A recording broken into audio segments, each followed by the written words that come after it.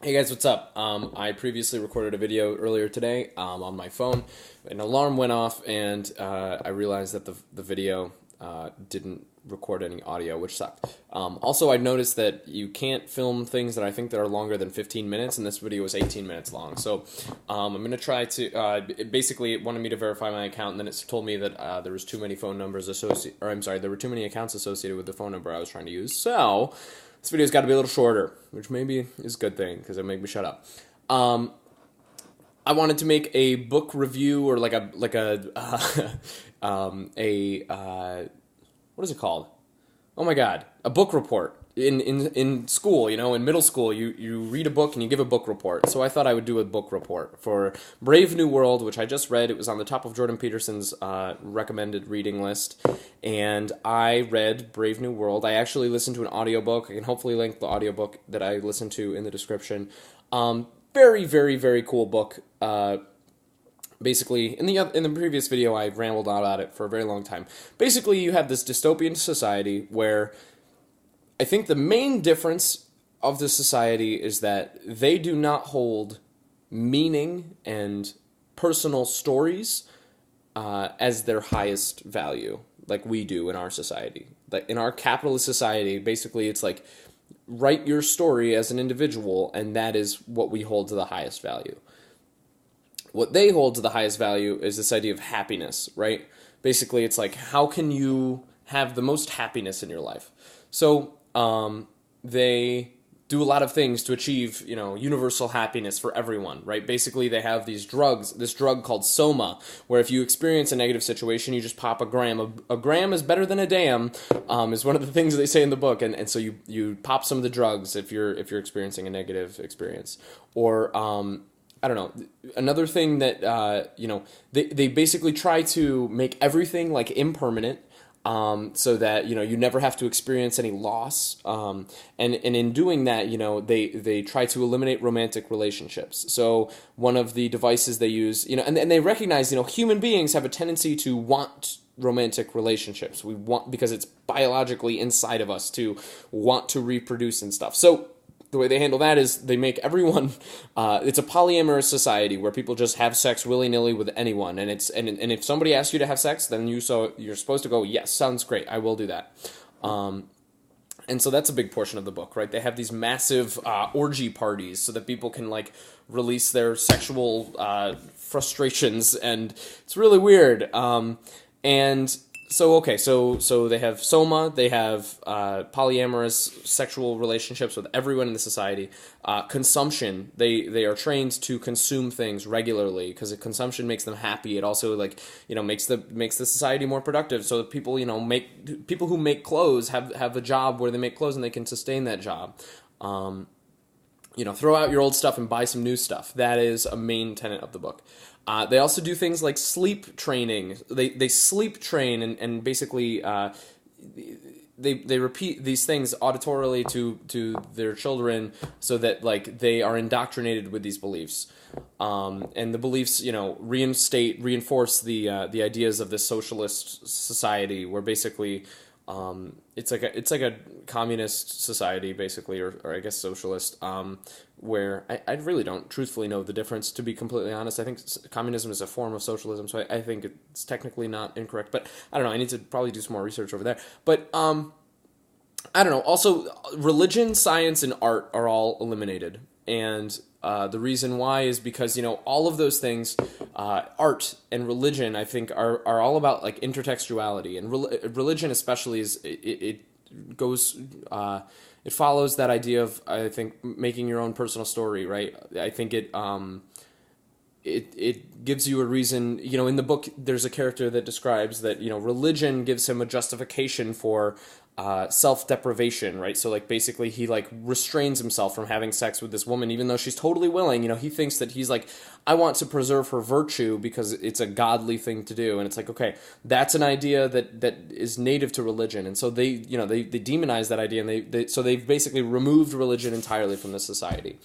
And art, art is about experiencing emotion and experiencing understanding through this idea of like intertextuality, and basically a manipulation and a reorganization of cultural ideals so that you feel a certain way about a certain thing. And so they basically remove the idea of art from a society, right? They say, okay, everything that's old, we're going to get rid of it. Nobody is allowed to read it. They're all banned. All books are banned.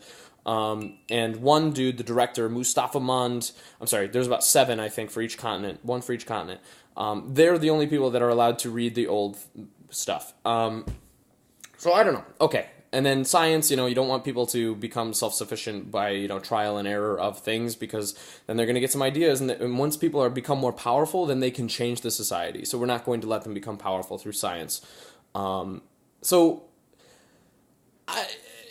reason why I think this book is hugely important is just because I think that there are a lot of like weird new technologies that have manifested themselves in ways that are like you can draw very clear allegory to some of the creepy dystopian bullshit that happens in this book, right? So I think the first idea that really struck me is social media. I think social media is for me, it's a little bit like Soma, right?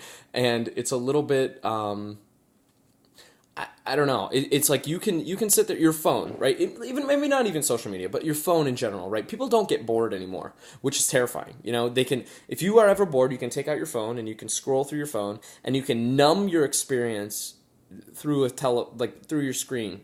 You can, if you're feeling negative, you can play a game, or if you, and that, the idea that you can escape from anything is an inherent part of that book. It's one of those numbing things. Okay.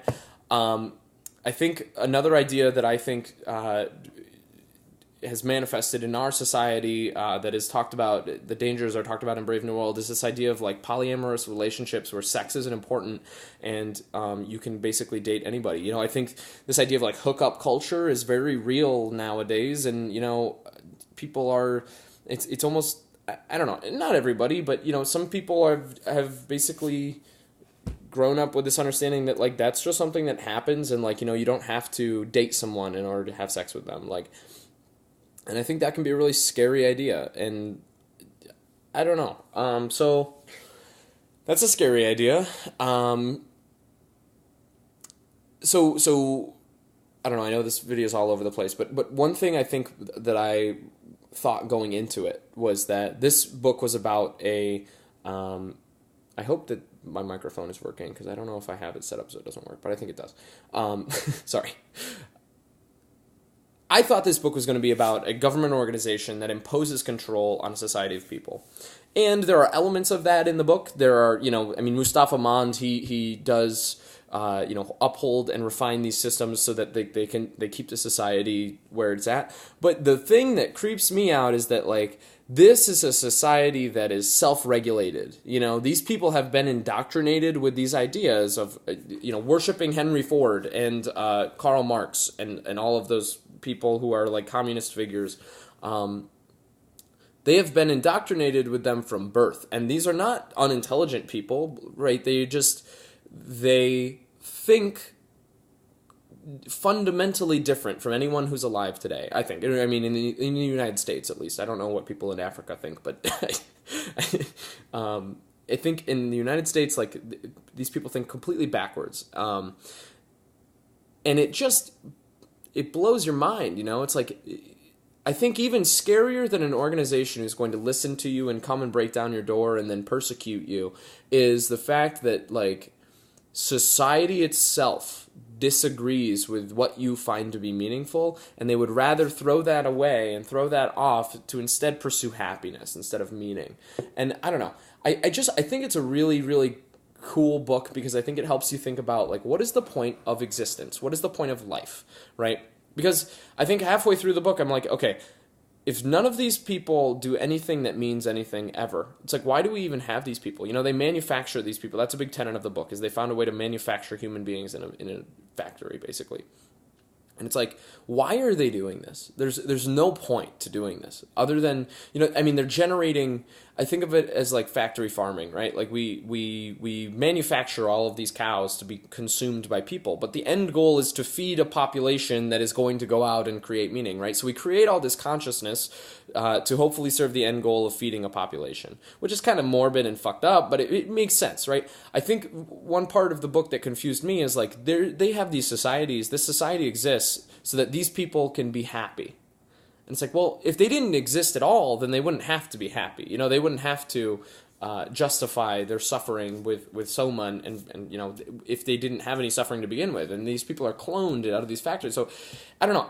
And I think it just gets you thinking about, okay, what is the point of your life? Is it to be happy? Well, if it was to be happy, we have drugs that will make you happy. If you take opioids, or if even marijuana will make you happy.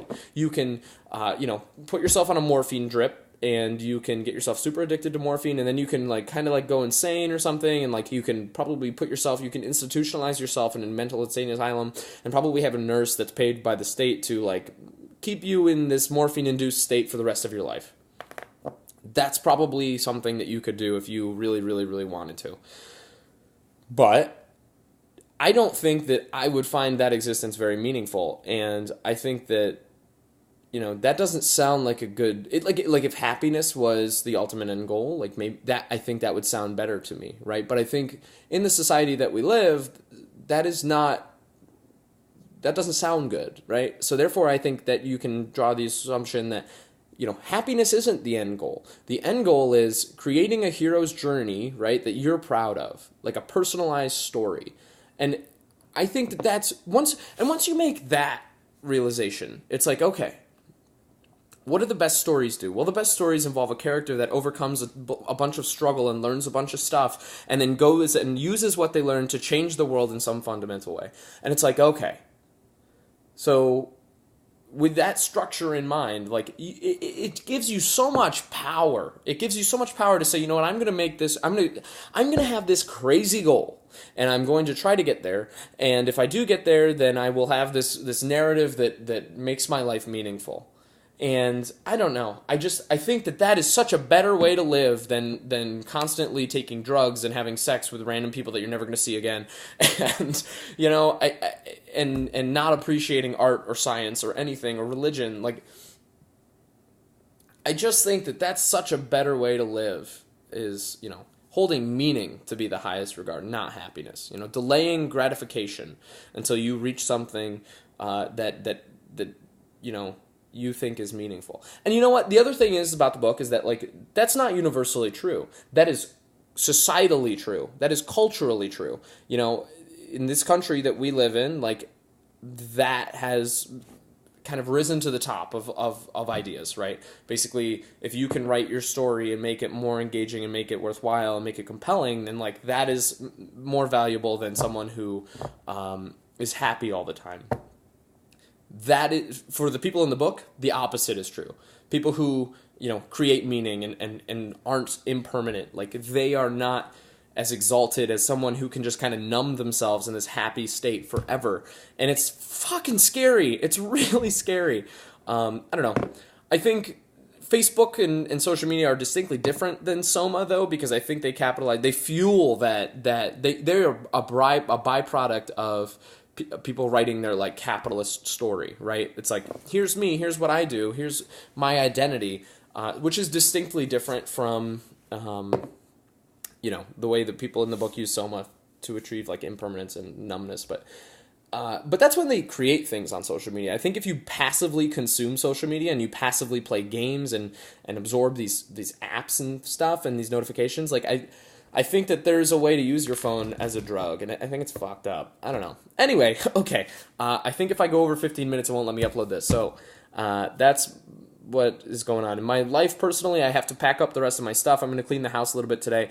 And I leave for Georgia tomorrow afternoon with my parents. It's going to be a lot of fun, and I don't know. I'm almost all packed. Today was pretty cool, and I don't know. If you have time, read that book. If you don't like to read things, listen to the book in the description. It's 7.5 hours long, but there's sound design. It's awesome. I found this audiobook. It's absolutely fantastic. You should go check it out. Have a good one. It's free. Goodbye.